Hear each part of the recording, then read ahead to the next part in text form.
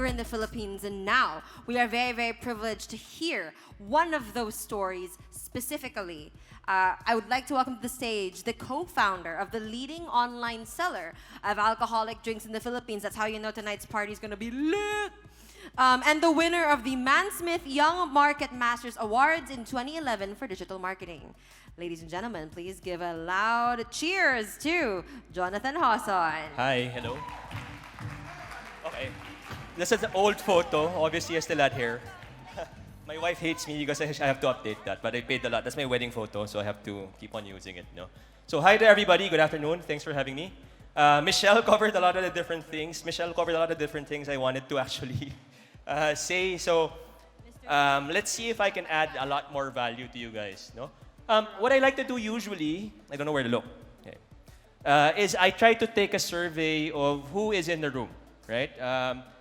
So just so I can understand what kind of things you want to hear, no, before I start. How many of you are Shopify merchants already? Okay, 20%. Shopify Plus merchants in particular. 1 plus merchant over there. How many are e-commerce merchants, maybe on a marketplace or your own D2C website, who are considering Shopify? Okay, so no WooCommerce. Okay, 1. Who are freelancers? Developers/partners? Agencies? Marketing agencies? Okay, mostly marketing agencies. Advertising and media agencies in particular. Okay, so the overall end-to-end, okay. So it's a good mix of different people. Okay, so what I'm going to do is I'm going to tell you my founder story. It's actually for 2 stores. And I've actually been through a lot of the different phases or roles that I just mentioned. No? Owner, agency, freelancer, etc., etc. So eventually I'm going to tell you how I got to Shopify, then Shopify Plus. Then in particular, my pandemic story. No? How business actually evolved during the pandemic and what I see as the next issues for the next 2 or 3 years. Right? Okay, next please. So I'm actually an owner of 2 stores. No, obviously I don't do the second because I don't have any hair. It's not very credible. But that's actually my first Shopify store, right? First, of course, is Boozy. It's more well-known. It's really what we intend to be is the leading e-commerce destination for liquor and wine and beer delivery. The second is HairMNL. No, I'll get to both in a bit. Okay, next please. But to understand how I got here and to understand where I'm coming from, I'd like to do a quick session about myself. I have a quick few slides about myself. I don't like talking about myself, but you have to understand how I got to where I am and what the team I formed is like, right? Next, please. Who here is old? Who has heard of Yehe? Like 1, 2, 3. So I got into Yehe straight out of college, right? So I was supposed to be an investment banker or a brand manager. I took economics and management in college. But for some reason, I actually had to finish a few more units before I graduated. I had 2 degrees, my second degree. And Yehe was a company that allowed me to actually do my thesis while working. My boss there was Donald Dim. I don't know if you've heard of him, but he eventually became known in digital marketing for Macan. Now he's with, I think, the Udena Group and so on and so forth, right? But Yehe was a search engine. It was the Filipino Yahoo, right? It was literally a startup before we Filipinos knew there was a startup. Right? And it did a pivot midway where it went from a search engine to a digital marketing agency. Right? And back then, there were only 7 million Filipinos online. Right? Right now, there are 80, 90, I don't know. Right? But back then, we were targeting people like we do magazines. No? So we'd like to target people who own cars, who read the car section of the forum of Yehe, or Pinoy Exchange, or Yahoo Philippines. Right? It was very, very third-party data intensive. Right? And it was astonishing to see how the Philippines grew when it came to adoption of digital marketing and data and e-commerce eventually, which I'll get to in a bit, right? Next, please. So I started out, I still had hair. I was lucky because I approached digital marketing as an economist, right? So I knew regression, I knew all of these things. I knew how to code a little bit front end. I self-studied Google Analytics. I self-studied all the different certifications, blah, blah, blah. So won a lot of awards. Next, please. You'll see my hair steadily decreasing. Eventually did a lot of regional campaigns. So I handled the very first Facebook ad for Unilever Philippines. was for Dove. And was a page like ad, right? And back then, 1 like was 1 peso. Eventually, we did it for Sunset. They had reached 1 million fans, the first in the world actually for a shampoo page getting 1 million likes, stuff like that, right? So a lot of really media, right? That's my background, 10 years of digital media, right? Next, please. Eventually did regional work. I did stuff for Colgate-Palmolive in the region, so I was basically selling shampoo and toothpaste in 9 markets in Asia. Very agency background, right? Next, please. But despite all the awards, what they didn't see is this is where I got my 10,000 hours of work. So if you've studied books about mastery, you need 10,000 hours to basically be an expert at something. I was sleeping in the office 3 nights a week. I was basically reading everything I could get hold of. I was getting sick. I had a flu. Thankfully, no COVID back then. I was sleeping on the floor of the office. Somebody took a selfie beside me. Next, please. Eventually, I decided I was too tired. So I wanted to shift. I moved to Google Philippines. I was in Hong Kong back then. I moved back because I also got married, had a kid. And begin Google, next please. I was handling performance marketing, right? I did a pivot from brand marketing to performance marketing, right? Who here is already doing performance marketing, right? So right now it's Ecom marketing, it's Ecom advertising and all of that. But back then, there was a big split between brand marketing and performance marketing. Brand marketing was all about reach and frequency, brand use most often, what brands are you aware of, blah, blah, blah. No one was talking about CPAs. No one was talking about ROAS. No one was talking about conversion rates and all of that, right? I was lucky to actually be on the team pushing this agenda forward for Google. So my clients were basically Cebu Pacific, Philippine Airlines. We're doing lead and mortgage campaigns, generation campaigns for all the big banks, and so on and so forth, right? So basically a lot of search ads, a lot of remarketing ads, lots of GA, lots of modeling and cohort analysis and all of these things, right? Next. And eventually, I ended up in Googleplex, the Mountain View headquarters of Google. And I had a huge, mind-blowing epiphany, like St. Paul on the road to Damascus. I realized, basically, that I was making so much money for my clients, millions and millions of dollars on a monthly basis. And I had a team of 3 people, 1 in India, 2 in the Philippines. I was leading the strategy, and I was implementing search ads for them. And I realized, what if I do this for my own business? Right? Why am I still doing this for other people when there are so many things I could sell online in the Philippines? Right? And there was a big shift. I realized the corporate ladder wasn't worth climbing. This is me. So this is all after 10 years and 12 years of basically climbing a corporate ladder, agency ladder, tech ladder, I realized I wanted to be an entrepreneur. My wife and I were aligned, right? And we're like, okay, we want more time with our baby. I think, she was a few months old then. And we said, okay, let's make our own business. And back then, I didn't know about Ecom, anything about Ecom. No Shopify, nothing. All I knew was ads, basically. Search, Facebook ads, and so on. And we ended up buying a salon, okay? We ended up buying an existing salon that my wife used to go to when she was still in corporate. And when we bought it, we realized it wasn't that easy to run, and it's hard to scale, But what we actually had was a lot of inventory and an existing Facebook page. Right? It was a franchise salon. We had a Facebook page. Next, please. And one day, somebody messaged on the Facebook page from Zambales, and she said, "Do you sell argan oil? If yes, can you please deliver it to this address in Zambales?" And my wife basically Google mapped, looked up that address in Google Map, and there was this, San Marcelino in Central Luzon in Zambales. And she suddenly, so she's from operations, she's from trade marketing, she realized, wait, suddenly, maybe there's an opportunity to sell to people who aren't served by existing logistics channels in Metro Manila. Maybe there are people elsewhere who could buy products, and maybe we're not stocking up enough in our salon because there's limited inventory space. Right? So what happened is I crammed Shopify Basic. This was 2016. No transaction fees yet. I think it was $13 or $10 or $9. No transaction fees. So basically, you were just selling for free.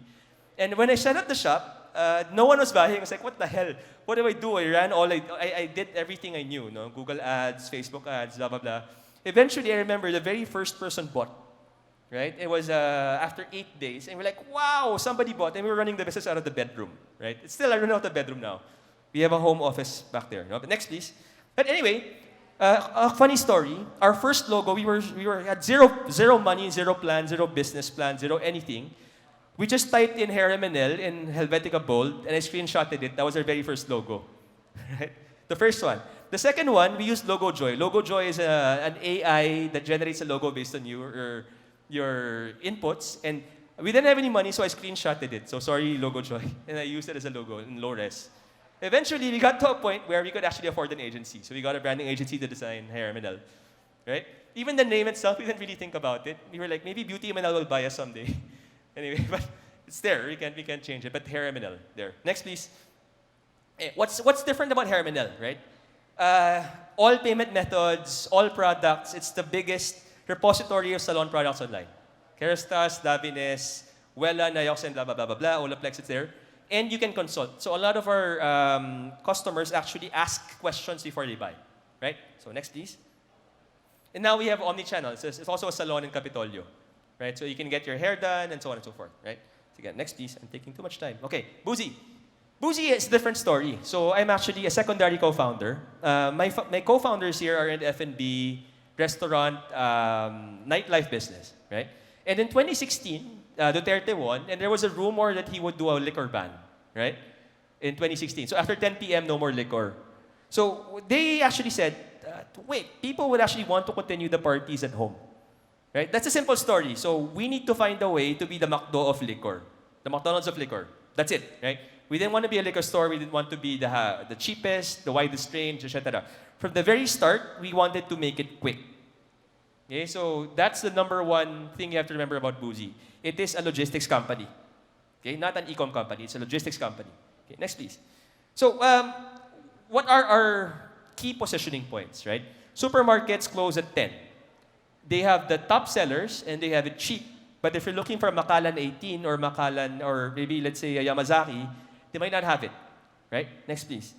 S&R, wholesalers, they have cheap products, but you have to go to them and usually there's a long line and et cetera, right? The prices are good, selection's okay, but you have to go to them and they close. Next, please.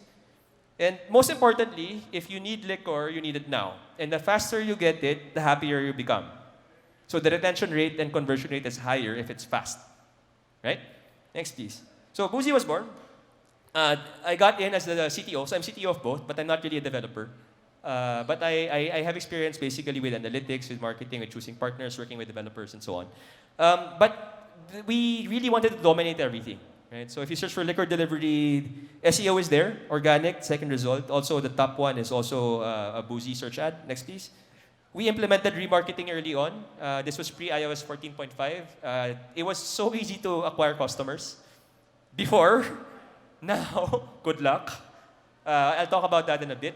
No, but it was so much easier to acquire customers before. And if you got a bigger database before iOS 14.5, then good for us, right? But it was back then. Next, please. And we also did very agile marketing, right? So there was a time where pink was the color of the month, even before the elections. So we listed pink gin, pink beer. People were happy about seeing pink stuff, basically. Next, please. Okay. So Shopify Plus. We shifted to Shopify Plus, in particular, when we were about to significantly scale up. Okay. Why? Because we had to customize several back-end functions. I can't disclose too much, but several back-end functions that allowed us to actually do on-demand delivery, right? So locations, in other words, right? How do we assign a customer from Makati to a Makati warehouse with Makati inventory, from QC to a QC warehouse with QC inventory, and so on, right? Back then, there weren't any WMS, warehouse management systems, really online in the Philippines, so we had to build our own, right? So that's Plus for you. Not all stores need Plus. HairMNL is not on Plus. It doesn't need to do Plus, right? But it's one of the biggest or bigger stores that are not yet on Plus, right? According to Shopify. Boozy, on the other hand, will not function without Plus, right? So if you're considering Plus, the question really is there something I need to customize on the back end or in functionality-wise that I can't get from hiring a Shopify partner developer, right? Or from tweaking the current theme? Or do I have to do something on the API and back end, right, to make my store function properly? If yes, then you're Plus. If not, you don't need Plus. Okay? It's expensive, $2,000 a month. Okay, next, please. Pandemic. So all of you, especially those who were there before the pandemic, I'm pretty sure you have your pandemic stories, right? My two stores in particular were lucky because we were positioned well before the pandemic happened. Both of them started 2016. And by 2018, 2019, we were already market leader or number 2, right? In the categories we were in. So brand awareness was pretty high. We had very big databases. Pixels were in place. This was pre-iOS 14.5. So we could still track everybody and do localized and all of that, right? Next, please. And everywhere in the world, the pandemic was actually helpful because it solved the major issue for consumers and merchants, which was mobility, right? You need shampoo, you need wine, you need whatever, but you can't go out. Ecom is perfectly there to answer that question, right? So everybody, every day was reportedly a Black Friday in April in the US. In the Philippines, you'd see stores doing multipliers of 2, 3, 4x in a single month, right? All of our ads were off for HairMNL, for example, in April and May, but sales were still coming in, GMV was still coming in, right? And still growing. For a lot of our suppliers, we were the only existing channel still selling, right? So we were actually lucky to be in that place at that time. So it's luck. It's really luck and being prepared. Right? Next, please. So this was a Boozy search volume.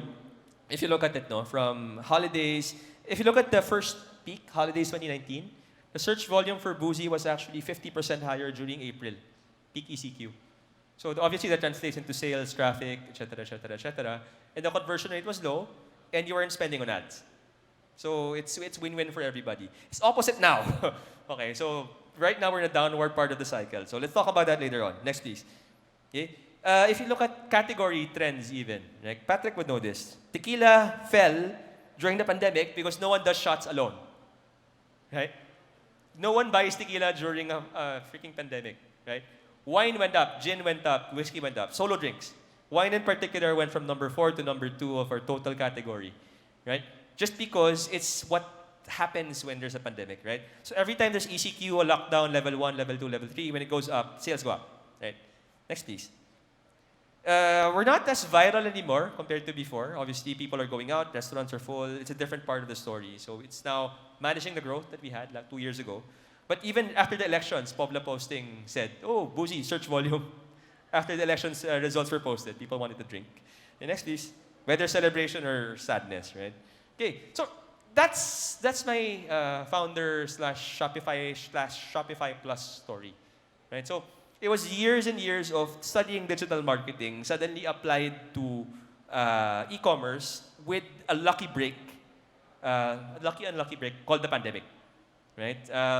It's really that, and a good team to basically handle everything. You know? We were prepared, marketing-wise, data-wise, developer-wise, logistics-wise to handle whatever the past 2 years would throw at us, right? So what's next? What should we as Shopify ecosystem or e-commerce ecosystem players be aware of, right? Number 1, if you're in Shopify, are you maximizing the ecosystem, right?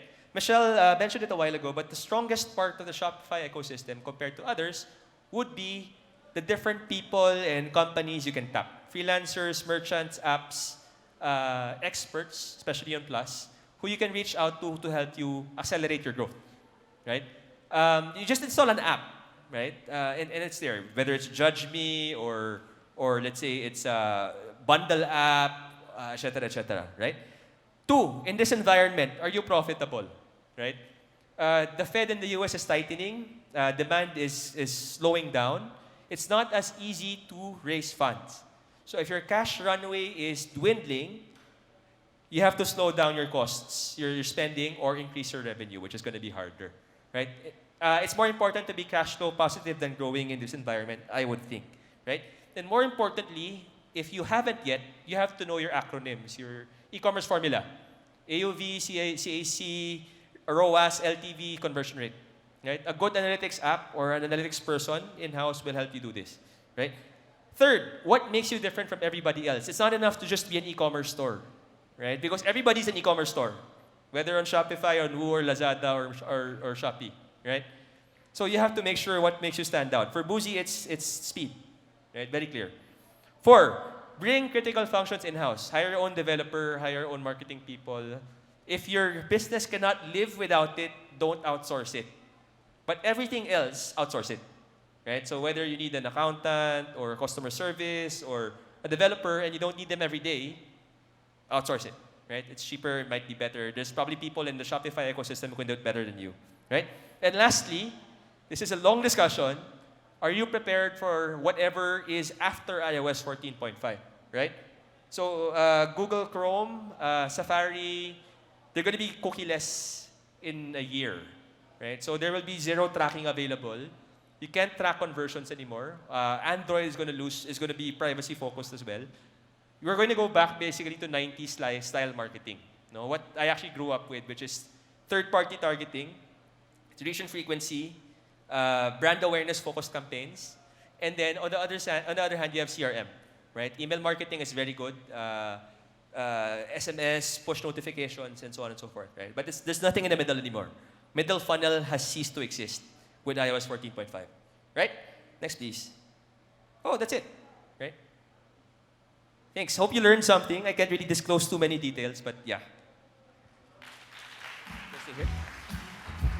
Thank you so much, Jonathan. Learned a lot and also felt a little bit post-apocalyptic after you discussed the cookieless future.